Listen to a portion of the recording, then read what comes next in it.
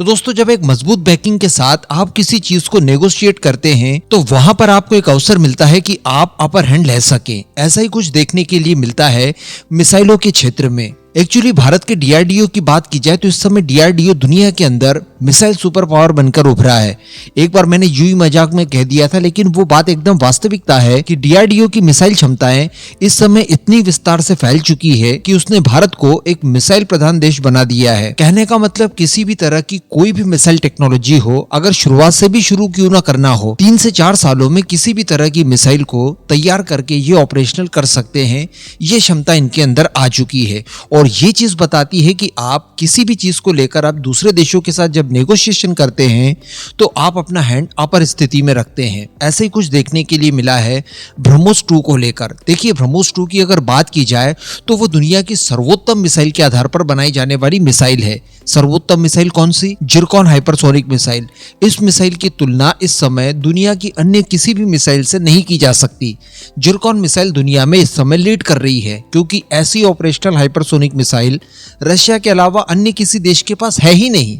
तो इसी के आधार पर जब ब्रह्मोस मिसाइल बनाई जाएगी तो डेफिनेटली वो भी इसी की प्रारूप मानी जाएगी और वो भी इतनी ही खतरनाक और लीथल वगैरह होगी। लेकिन इसके बावजूद मैंने कुछ ही समय पहले आपको एक वीडियो में बताया था कि भारत की तीनों ही फोर्सेस द्वारा इसको लेकर उदासीनता जाहिर कर दी गई है और इसके चलते हुआ ये है, बीच में कुछ समय के लिए सस्पेंड कर दिया गया है। यानी ब्रह्मोस 2 को लेकर किसी तरह का कोई डेवलपमेंट आगे नहीं बढ़ रहा है। और कारण क्या बताया था?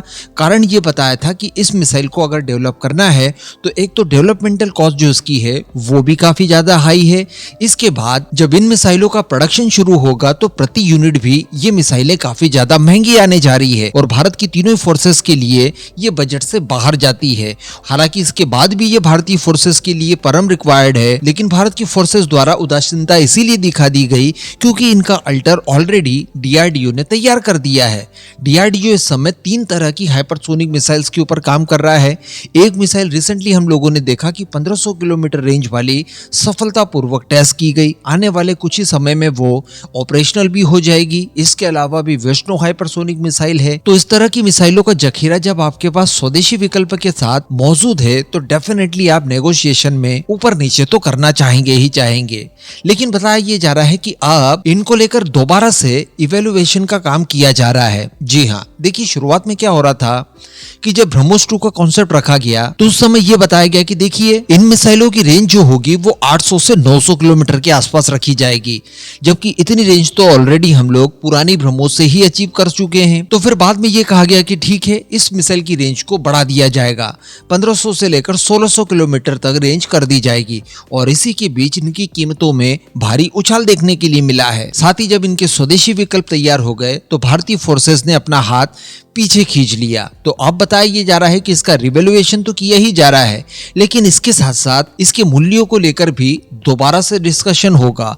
अल्टीमेटली यहाँ पर रशिया अपनी मिसाइलों की कीमतें कम करने के लिए बाध्य हो गया है। यानी आप परिस्थितियों को एक बार थोड़ा सा अलग तरीके से सोचने की कोशिश कीजिए कि F-22 रैप्टर, जो कि अमेरिका किसी अन्य देश को बेचता ही नहीं, लेकिन फिर भी वो किसी देश को बेच रहा है और उसके बाद खरीदने वाला देश ये कहे कि देखिए, कीमतें ज्यादा लग रही है, हमें और कम कीमतें आपकी तरफ से ऑफर कीजिए और अच्छे अच्छे लुभावने ऑफर इसके साथ दीजिए, तब जाकर हम कहीं कंसीडर कर पाएंगे कि हम लोग F-22 रैप्टर खरीदें या फिर ना खरीदें। ऐसा ही केस ब्रह्मोस 2 के साथ भी है। जिरकॉन हाइपरसोनिक मिसाइल वैसे ही रशिया किसी अन्य देश को देने के लिए तैयार ही नहीं है, चाइना तक को नहीं देने के लिए तैयार है और भारत इस क्षेत्र में और ऐसा करने वाला अकेला मात्र देश है जिसे रशिया अपनी जिरकॉन मिसाइल ब्रह्मोस 2 के नाम से देने के लिए तैयार है। लेकिन इसके बावजूद भारत खरीदने के लिए तैयार नहीं है और आज परिस्थितियां ऐसी ला दी है कि रशिया इनकी दोबारा से मूल्यांकन के लिए तैयार हो गया है और कीमतें तक कम करने के लिए